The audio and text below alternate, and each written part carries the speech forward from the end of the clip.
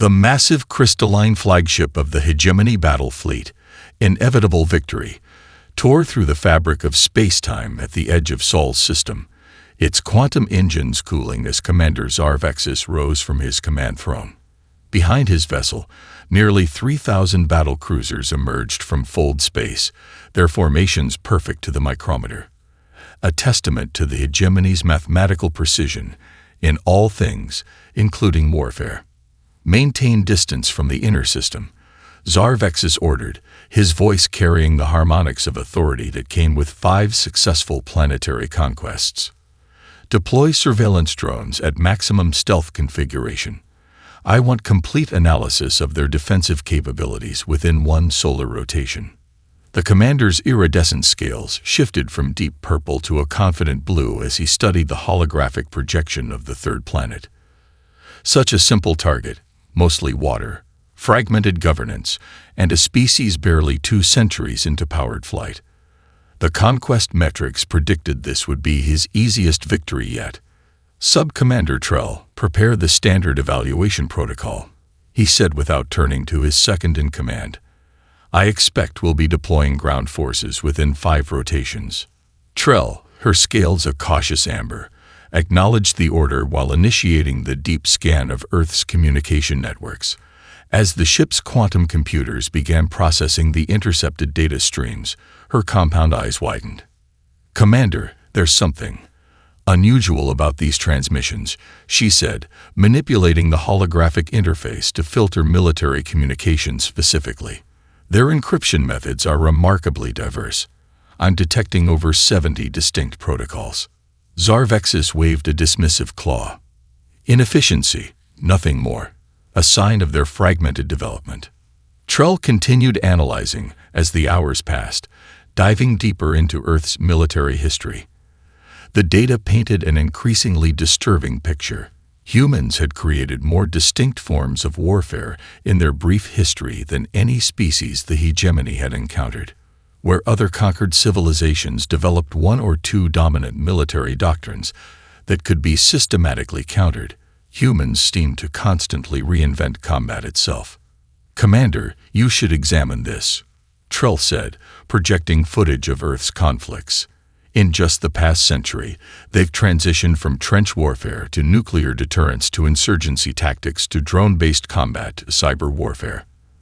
The rate of adaptation is unprecedented. Zarvexis observed the montage with growing contempt.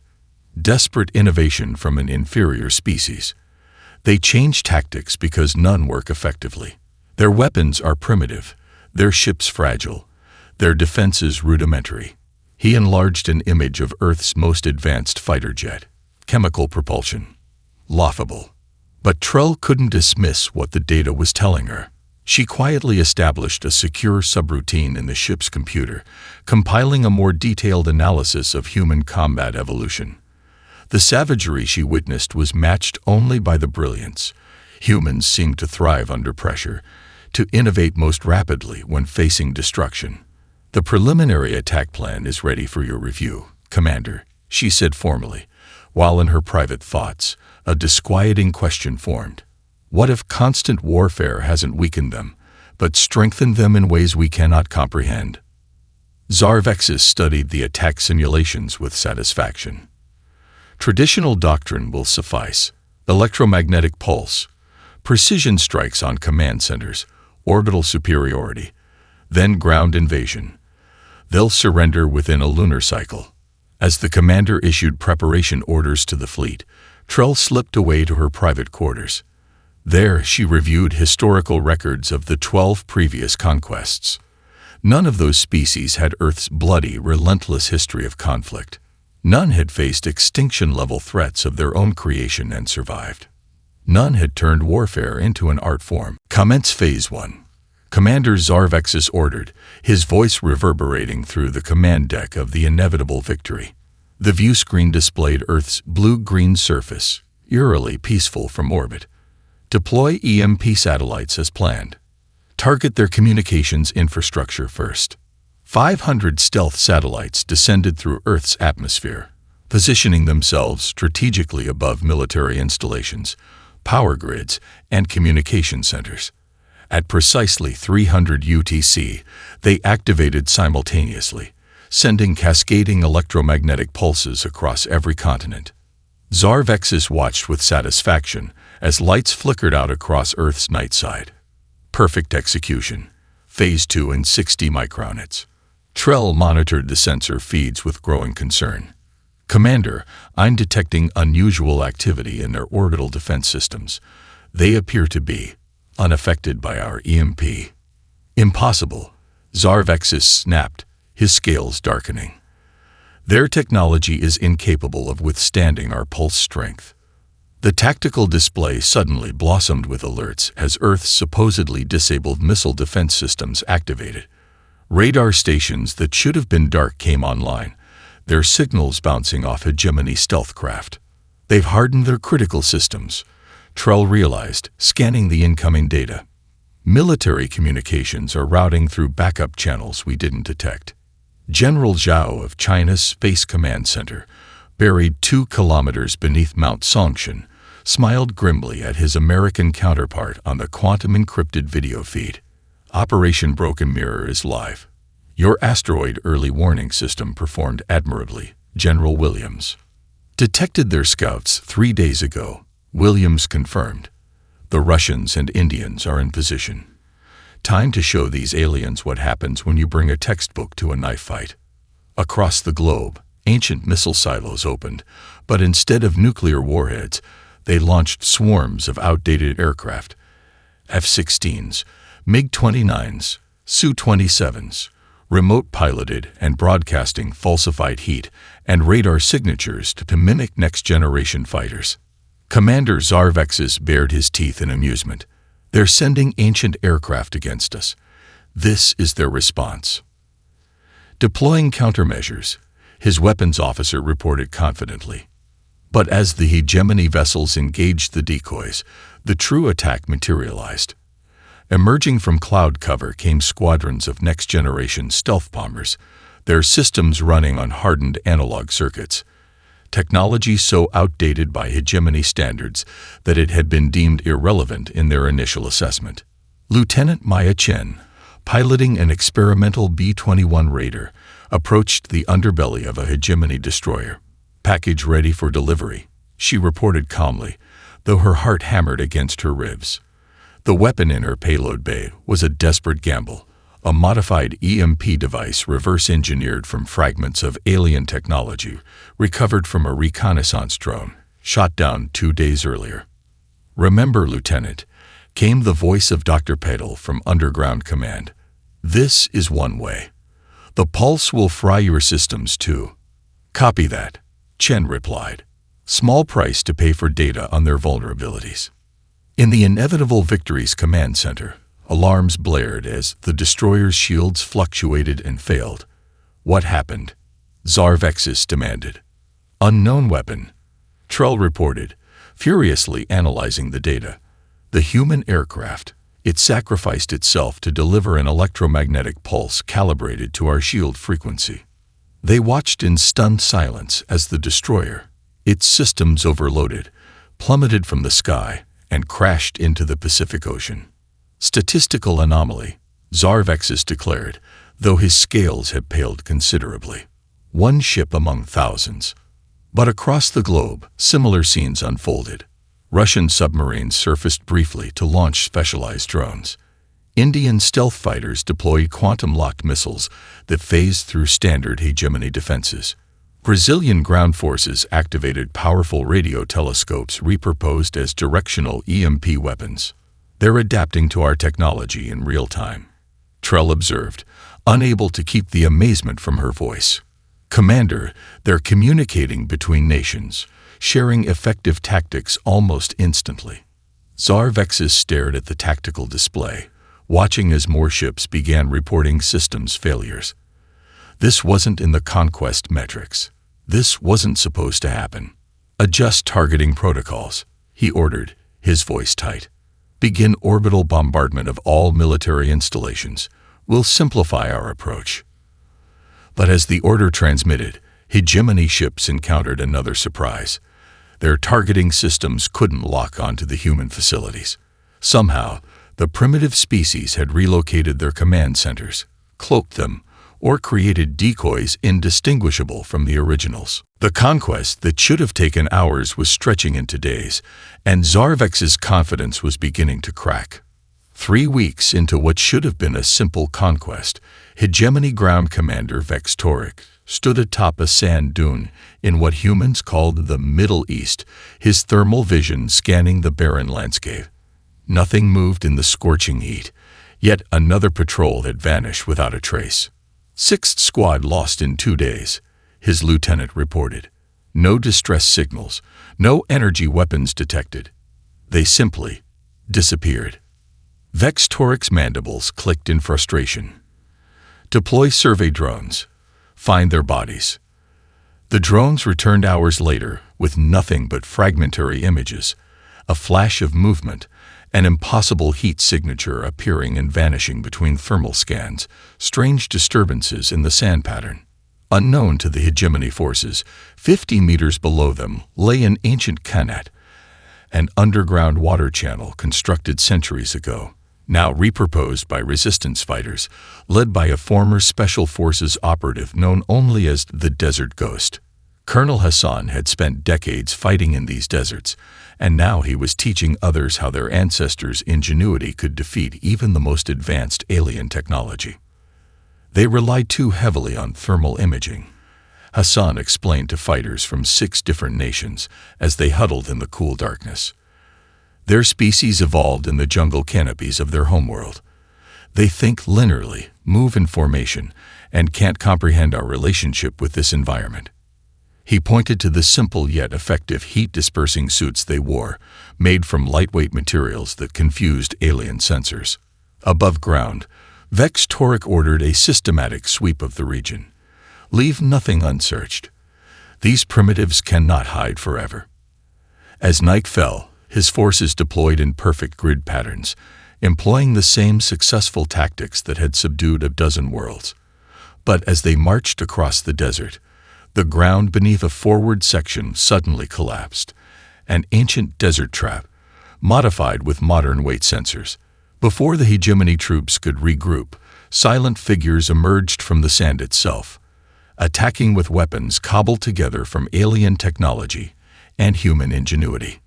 "They're using our own plasma rifles," the lieutenant reported in disbelief as half a squadron was eliminated in seconds, somehow modified to. His transmission cut short as a sniper's bullet, primitive yet effective, found its mark. Across the globe in Moscow, a similar nightmare unfolded for hegemony urban pacification teams.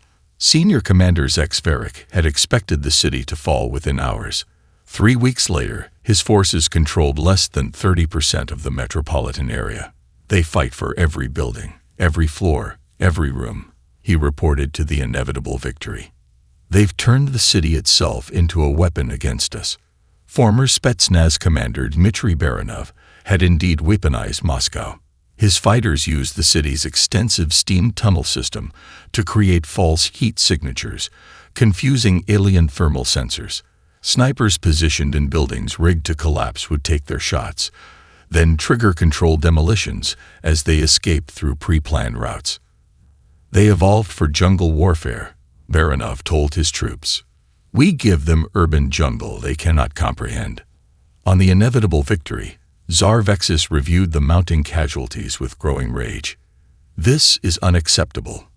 Begin orbital bombardment of all resistance zones." "Commander," Trell interjected, "our ground forces are too integrated with the human population. Bombardment would result in significant hegemony casualties." Zarvexis slammed his fist on the console. "Then pull them back to safe zones first." But the order came too late for many units. In Singapore, hegemony forces attempting to establish a withdrawal corridor found themselves trapped in the city's meticulously planned street grid, now transformed into a killing zone. In Rio de Janeiro, retreating aliens discovered the favelas they'd dismissed as primitive slums were interconnected fortresses with sight lines calculated to prevent easy evacuation. When the orbital strikes finally came, Earth's defenders had another surprise waiting. Captured alien shield generators. hastily reverse-engineered and modified, created protective domes over civilian centers. Not all worked perfectly, but enough succeeded to render the bombardment far less effective than planned. In his command center, Zarvexis watched the tactical display with disbelief. How? He demanded of no one in particular. How do they adapt so quickly? Trell, reviewing the latest intelligence, finally understood. Because, Commander, she said quietly, they've been fighting each other for thousands of years. We're not facing a species that needs to learn warfare. We're facing history's most experienced warriors. Captain Sarah Reeves had never expected to see the inside of an alien vessel, certainly not while strapped to an interrogation chair. The chamber's walls pulsed with bioluminescent light, creating an atmosphere that was likely meant to disorient her. But after 3 tours in psychological warfare operations, it would take more than pretty lights to break her concentration. The door membrane parted, and Commander Zarvexis himself entered. She recognized him from intelligence briefings, the fleet commander responsible for the deaths of millions across the globe. She kept her expression neutral as his compound eyes studied her. "You continue to fascinate me, Captain Reeves," he said, his translator rendering his clicks and whistles into eerily perfect English. 3 days without food, minimal water, complete isolation. Yet your vital signs show remarkably little stress. "We have a training course for this," she replied evenly. "It's called Tuesday." The alien commander circled her slowly. 12 species we've conquered, and none have demonstrated your psychological resilience. The Gorvan collapsed after hours of isolation. The Meridians begged for death by the 2nd day. He leaned closer. "What makes your kind different? Maybe we just don't like being conquered." Zarvexis activated a holographic display showing global battle statistics. "Your resistance is admirable but futile. Why not end the suffering?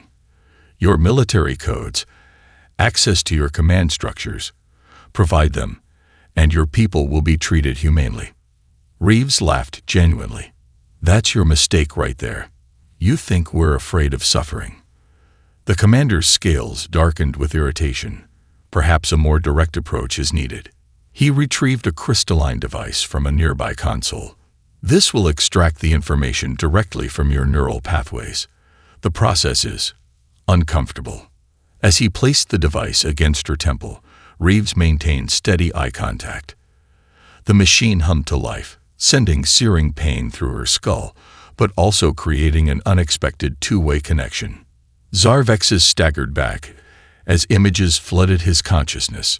Children hiding in bomb shelters, singing to stay brave. Soldiers returning to families, forever changed but enduring. Medics working under fire to save friends and enemies alike. The complex tapestry of human warfare unfolded in his mind. The horror and the honor, the cruelty and the compassion, the destruction and the hope that always followed. "What is this?" he hissed, ripping the device away. Reeves smiled through the pain. "That's humanity, Commander. We've been fighting ourselves since we picked up the first rock. We know war better than we know peace." Meanwhile, deep within Cheyenne Mountain, Dr. Ibrahim Hassan led a team of 50 scientists from 23 nations in what had been dubbed Project Prometheus, the reverse engineering of captured alien technology. "The power cell's crystalline matrix is unlike anything in our theoretical models," said Dr. Yumi Tanaka, examining the pulsing alien device. "It appears to draw energy from quantum fluctuations in a manner that violates our understanding of thermodynamics." "That's because you're thinking linearly," replied Hassan, sketching a complex diagram. "Let's approach this from 6 disciplines simultaneously: quantum physics, crystallography, bioenergetics, superconductor theory, zero-point energy models, and," he smiled slightly, "science fiction." His colleagues looked confused until he clarified. "Asimov, Clark, Lou Sixon, they imagined the impossible before we could build it. Sometimes the theoretical leap requires abandoning established frameworks entirely." This chaotic, Multidisciplinary approach would have horrified hegemony engineers who separated scientific disciplines with rigid boundaries. But within 48 hours, Hassan's team had created a working prototype that captured 30% of the alien power cell's output, enough to power the Resistance's growing arsenal of hybrid weapons. On the inevitable victory, Sub-Commander Trell reviewed the latest conquest metrics in her private quarters, her concern growing with each report. Their standard timeline for planetary subjugation had already been exceeded threefold. More disturbing were the adaptation curves. Human forces were incorporating captured hegemony technology at rates that defied prediction algorithms. After ensuring her communication was untraceable, she composed an encrypted message to the Hegemony Council. Preliminary assessment of human warfare capabilities was catastrophically underestimated. Species demonstrates unprecedented adaptive capacity and psychological resilience. Strongly advise reassessment of conquest classification and commitment of additional resources. Current timeline projections for complete subjugation. Uncertain. She hesitated before adding, historical analysis suggests humans have survived multiple near-extinction events of their own making. This may explain their unusual comfort with high-casualty scenarios and apparent indifference to conventional military doctrine. In essence, they have evolved through warfare in ways we cannot yet comprehend. As she prepared to transmit the message, her terminal alerted her to new intelligence. In a Colorado facility, humans had already replicated hegemony shield technology at 40% efficiency, a feat that had taken the Bracteri, their previous most adaptable conquest, over 5 years to achieve. Something cold settled in Trell's thoracic cavity, something that, had she been human, might have been recognized as dread. 6 months into what should have been a 2-week conquest, the war had transformed Earth's surface. Crater-pocked cities stood alongside intact metropolises protected by shimmering shields. Wrecked alien vessels had become makeshift fortresses, and in underground facilities around the globe, humanity's greatest minds had been busy. In Sao Paulo, Brazil, former agricultural engineer Pablo Mendes led a team that had transformed standard farming equipment into lethal anti-hegemony weapons. He waved General Oliveira through their repurposed tractor factory. "We call them Harvest Hornets," Mendes explained, pointing to rows of retrofitted combine harvesters. Their familiar frames now housed salvaged alien energy cells, with reaping mechanisms replaced by modified plasma cutters. They're slow but nearly indestructible. The aliens don't target farm equipment. They don't understand its significance. "How many?" the general asked, inspecting the crude but ingenious machines. 200 operational. Another 300 by next week. They can cut through hegemony armor like butter. Across the Indian Ocean, in a bunker beneath Bangalore, Dr. Amara Patel supervised a team of programmers as they refined what might be humanity's most potent weapon yet, predictive combat algorithms. The hegemony relies on tactical predictability, she explained to assembled military leaders. Their ship movements, attack patterns, even retreat protocols follow mathematical formulas. They see this as strength. We see it as vulnerability. On her screen, a simulation showed hegemony fleet movements near Singapore. Highlighted patterns emerged from what appeared to be chaos. They don't realize they're generating these patterns, she continued. Our algorithms can now predict attack vectors with 78% accuracy 20 minutes before execution. We're feeding this data directly to all resistance cells globally. A Pakistani general leaned forward. "How did you develop this so quickly?" Dr. Patel smiled grimly. "We repurpose stock market prediction software. Turns out predicting alien attacks isn't so different from predicting market crashes." In Osaka, Japan, physicist Dr. Hiroshi Takeda had made perhaps the most significant breakthrough of all. In a specialized acoustic chamber, he demonstrated his discovery to a select group of military officials. The hegemony's crystalline physiology and technology share a fundamental vulnerability, he explained, activating a simple device. A high-pitched tone, barely audible to human ears, filled the room. On a display case, a fragment of alien armor began to vibrate, then crack, then shatter completely. Specific acoustic frequencies cause resonance cascades in their crystalline structures, Takeda explained. Their bodies, their ships, their weapons, all vulnerable to sound. Admiral Wong studied the shattered remains. Can this be weaponized? Already done, Takeda replied, revealing blueprints for what he called resonance cannons. We've adapted concert sound systems for battlefield use. Short range, but devastating. On the inevitable victory, Commander Zarvexis received increasingly dire reports.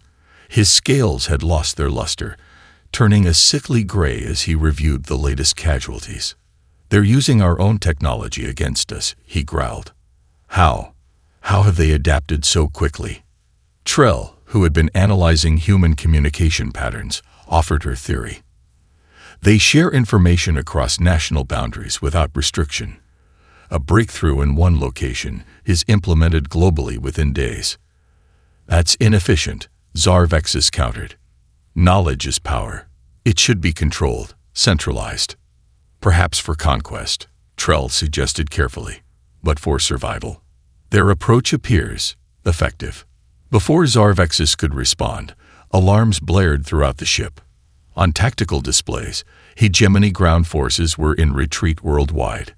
Human forces had launched a coordinated counteroffensive using weapons that hadn't existed a week earlier. In New Delhi, modified civilian drones deployed electromagnetic pulses calibrated to hegemony shield frequencies. In Cairo, resistance fighters used acoustic weapons that left alien troops writhing in agony, while human soldiers remained unaffected. In Vancouver, retrofitted construction vehicles with salvaged alien armor plating bulldozed through hegemony barricades. Most disturbingly, human fighters seemed to anticipate hegemony tactical responses before they occurred. Standard containment protocols faltered as humans exploited weaknesses the hegemony didn't know they had. How do they keep adapting? Zarvexis demanded, smashing a console in frustration. How do they keep surprising us? The answer came from an unlikely source, the captured Captain Reeves, who had been brought to the bridge to witness what Zarvexis had intended as a demonstration of overwhelming force. You still don't get it, do you? She said, watching the tactical displays with quiet pride. You've spent millennia perfecting one way of war. We've been forced to reinvent warfare every generation. She nodded toward the displays showing retreating hegemony forces. This isn't just desperation. This is what we do best. Diablo Squadron, break and scatter on my mark, Commander Miguel Ramirez ordered, his retrofitted F-35 leading a formation of 20 fighters, Earth's first true space combat unit. The stolen hegemony propulsion systems grafted onto their airframes glowed blue against the darkness of near-Earth orbit. 7 hegemony interceptors approached in perfect delta formation. Textbook space combat tactics refined over centuries of galactic conquest. They're so predictable it's almost sad, Ramirez muttered. Mark. The human squadron exploded in 20 different directions, a chaotic scatter pattern that the hegemony tracking systems struggle to follow. Unlike alien pilots trained in the disciplined void dance of formation flying, Ramirez and his pilots were former smugglers, test pilots, and barnstormers. Humans who flew by instinct and adrenaline. Package delivery protocol, Ramirez commanded. Just like we practiced. 3 fighters deliberately cut their engines, going dark and cold to sensors. As the hegemony formation adjusted to track the active threats, these dead fighters drifted directly into their path. At the last possible moment, the pilots reactivated, engines flaring as they executed suicide run trajectories. Hegemony doctrine dictated evasive maneuvers to preserve their superior vessels, exactly as Ramirez had counted on. As the alien ships scattered, breaking their perfect formation, the rest of Diablo Squadron pounced from multiple vectors. Resonance missiles hot, called Lieutenant Yasmin Shah, her fighter executing a maneuver that pulled 12 Gs. Fatal for any hegemony pilot, but manageable for humans with G suits and training. Frequency matched to target hull composition. The missiles didn't explode on impact. Instead, they attached to hegemony hulls and emitted precisely calibrated acoustic waves that traveled through the crystalline ship structures. Within seconds, microfractures propagated through the alien vessels, shattering them from within. In the Inevitable Victory's command center, Zarvexis watched with horror as the tactical display showed 5 interceptors lost in less than 3 minutes. "Impossible," he hissed. "Their pilots should have blacked out from those maneuvers. They've adapted their physiology to withstand forces our pilots cannot," Trell explained, reviewing the combat telemetry. "And now they're using acoustic resonance weapons in vacuum. The vibrations travel through our hull material. Adapt our shield harmonics," Zarvexis ordered.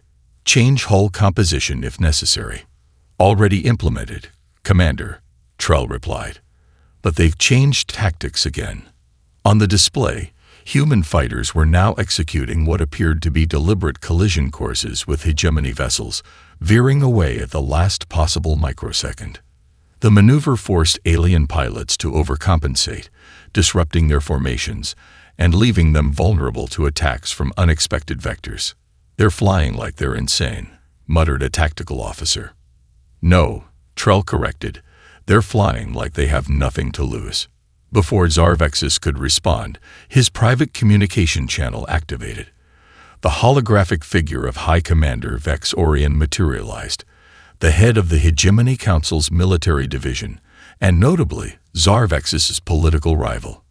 "Commanders, Zarvexis," the High Commander's harmonics conveyed disapproval. "The Council is concerned about your progress reports, or rather, the lack thereof." Zarvexis straightened, scales flushing with indignation. "The situation is complex but manageable, High Commander. These humans are unusually resilient but 6 months to subdue a pre-interstellar civilization." Vexorian interrupted. "The metrics suggested 2 weeks. Your failure reflects poorly on the entire Conquest Division." "They're not a typical pre-interstellar species," Zarvexis protested. "Their warfare capabilities." "Save your excuses," Vexorian cut him off again. "The inspection fleet will arrive in 7 standard days. I will personally assess the situation and determine if command reassignment is necessary." As the communication ended, Zarvexis turned to his inner circle, mandibles clicking with barely contained fury. 7 days. We have 7 days to show significant progress. Commander, Trell ventured cautiously, given what we've learned about human adaptability, perhaps a diplomatic approach. Diplomacy. Zarvexis spat the word. With primitives. Unthinkable. No, we need a decisive victory. His eyes narrowed. Contact the Science Division. Access the restricted weapons protocols, specifically biological agents. The command deck fell silent. Even the most hardened officers looked uncomfortable. "Commander," Trell said carefully, "biological weapons violate the hegemony's most sacred laws of warfare. The Council would never." "The Council isn't here," Zarvexis roared. "I will not be the first fleet commander in 10,000 cycles to lose to a pre-interstellar species." He lowered his voice to a dangerous whisper. 7 days, Subcommander. Find a way to break these humans in 7 days, or we all face disgrace." As the command staff dispersed to execute his orders, Trell remained behind, facing a moral choice no hegemony officer had confronted in generations: loyalty to her commander or to the laws she had sworn to uphold. And beneath that, a more disturbing question: did any weapon exist that could break a species that had spent its entire history breaking itself, only to emerge stronger each time? "Atmospheric dispersal ready, Commander," the chief scientist reported, his scales a pale yellow, the hegemony biological equivalent of moral distress. "The pathogen targets human DNA specifically. Mortality rate estimated at 60% within the first 3 days, 90% within a week." Zarvexis observed the virulent green substance churning in its containment field. 3 days of continuous work by his science division had produced this abomination, a direct violation of the sacred combat laws established after the Blight Wars nearly destroyed the hegemony civilization 2 millennia ago. "Deploy immediately," he ordered, silencing the protests forming on his officers' mandibles with a cutting gesture. "I take full responsibility. Target major population centers first." As deployment pods streaked toward Earth's atmosphere, Trell slipped away from the command deck. Her decision was made. With trembling claws, she accessed a secure channel and transmitted 2 critical data packets, one to the approaching hegemony inspection fleet containing evidence of Zarvex's war crimes, the other to Earth's United Defense Network with specifications of the biological weapon and possible countermeasures. In the United Nations Emergency Headquarters beneath Geneva, Captain Sarah Reeves recently escaped from hegemony captivity with Trell's covert assistance, briefed Earth's unified command. "The pathogen targets human DNA specifically," she explained, holographic projections displaying the alien bioweapon's molecular structure. "We have less than 2 hours before widespread dispersal." General Kim of South Korea studied the data. Options. Dr. Helena Rodriguez, director of Project Lazarus, stepped forward. "We repurpose our atmospheric processors." She brought up schematics of a global network originally designed to combat climate change. "The scrubbers can be recalibrated to neutralize the pathogen's active proteins. We'll take heavy casualties, but not extinction level." "Do it," ordered UN Secretary General Okonkwo, "and prepare the counterattack." Aboard the inevitable Victory, Zarvexis watched with satisfaction as the bioweapon pods entered Earth's atmosphere. "Begin the final assault," he commanded. "Target their capital cities while they're in chaos. I want Washington, D.C. secured before High Commander Vexorian arrives." The massive flagship descended toward the eastern seaboard of North America, thousands of troop carriers in its wake. Tactical displays showed minimal resistance, as expected from a population beginning to suffer the effects of a devastating plague. What the displays couldn't show, was that the inevitable Victory was flying into a trap years in the making and days in execution. As the hegemony flagship approached Washington, D.C., what appeared to be the sprawling human capital was actually an elaborate holographic projection generated by technologies reverse-engineered from the aliens' own systems. The real city had been evacuated days earlier, replaced by a massive electromagnetic weapons array disguised as urban infrastructure. "They've taken the bait," General Williams confirmed from the actual Pentagon bunker 300 miles away. "Operation Hubris is a go." Across the projected city, seemingly ordinary structures, office buildings, monuments, even trees, transformed, revealing hidden energy weapons calibrated specifically to hegemony shield frequencies. The electromagnetic net activated, trapping the inevitable Victory in a field that disrupted its propulsion systems. On the flagship's bridge, alarms blared as systems failed simultaneously. "It's a trap," the tactical officer cried. "The city, it's not real." Before Zarvexis could order evasive maneuvers, the ship lurched violently. Status displays flashed red across all systems. "Emergency protocols," he commanded. "Get us out of." His words died as the primary command console flickered and died, replaced by the face of Sub-Commander Trell. "This is Sub-Commander Trell of the Hegemony Fleet." Her recorded message played on every screen throughout the ship. "I have initiated ship-wide shutdown protocols in accordance with Sacred Combat Law. Section 12, Paragraph 4. No commander shall deploy forbidden weapons against sentient civilizations." Zarvexis lunged for the override controls, but they too had been locked out. "All propulsion, weapons, and shield systems will remain offline." Trell's message continued. "High Commander Vexorian has been notified of violations of Sacred Combat Law. May the ancestors forgive what we have attempted here." As the massive flagship lost altitude, its crystalline hull reflecting the sunrise over the Potomac River, Zarvexis realized his fatal miscalculation. He had assumed humans would break under overwhelming force, because that's what every other species had done. But humans didn't break. They adapted. They unified. They transformed. The inevitable victory crashed into the waters of the Potomac with surprising gentleness, the result of human tractor beams carefully guiding its descent to minimize civilian casualties. As the ship settled on the river, Tsar Vexus looked out through the viewport to witness the final humiliation. Surrounding the downed vessel was not an execution squad or vengeful human mob, but a carefully coordinated rescue operation. Russians, Americans, Chinese, Iranians, former enemies now working in perfect concert to provide medical assistance to surviving crew members, establish containment protocols, and secure the site.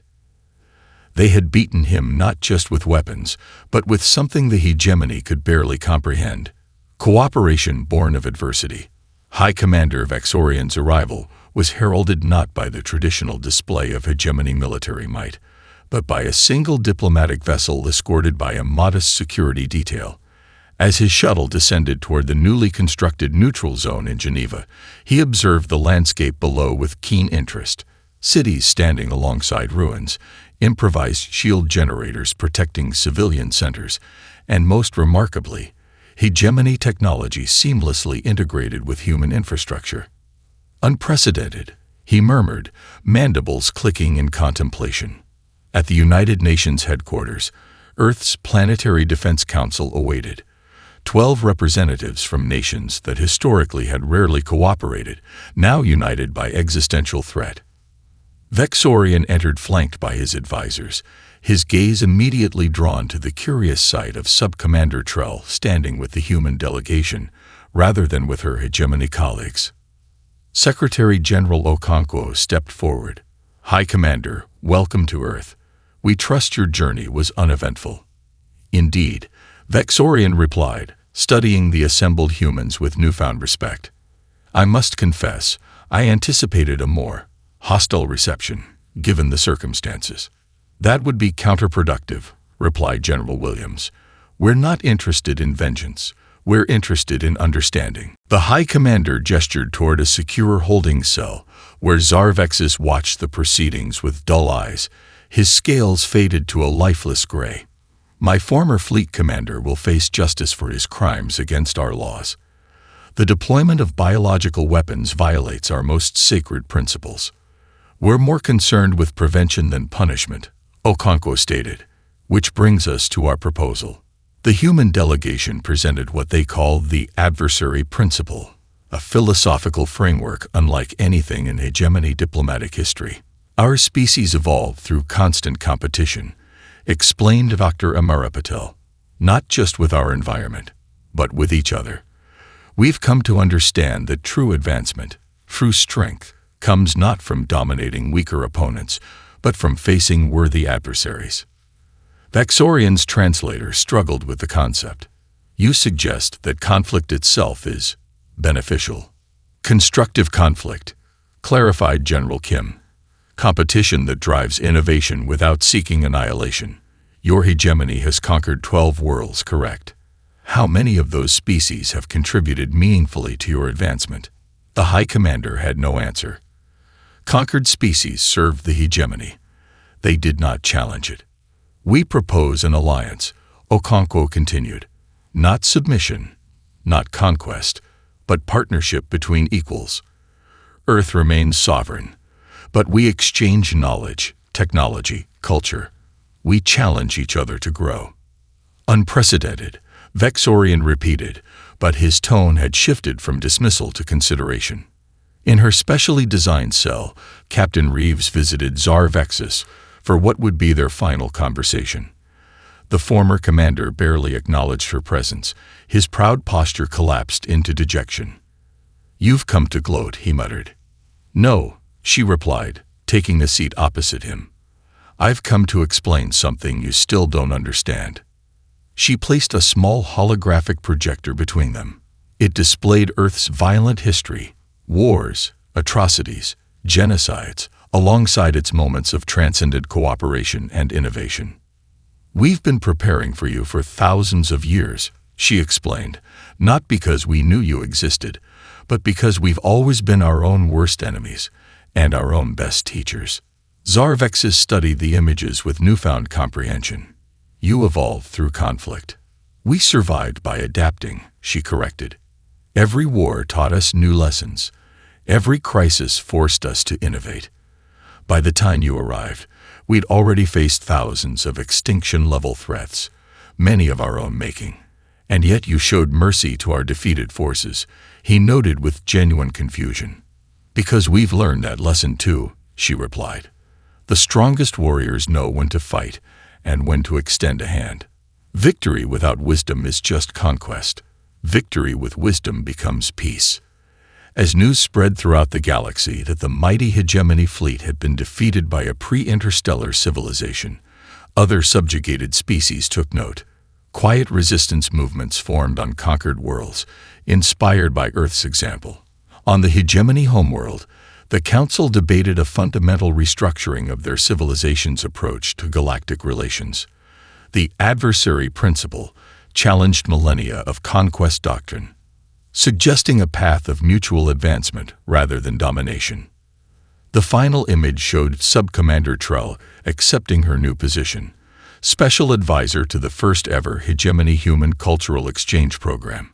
As she addressed a mixed audience of humans and hegemony officials, her scales glowed with a color rarely seen in their species, the iridescent blue of hope. We came to Earth seeking conquest, she concluded.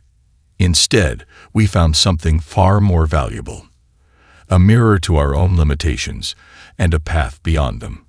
From adversaries to allies, this is evolution in its truest form. In the darkest reaches of space, whispers began among long-subjugated species.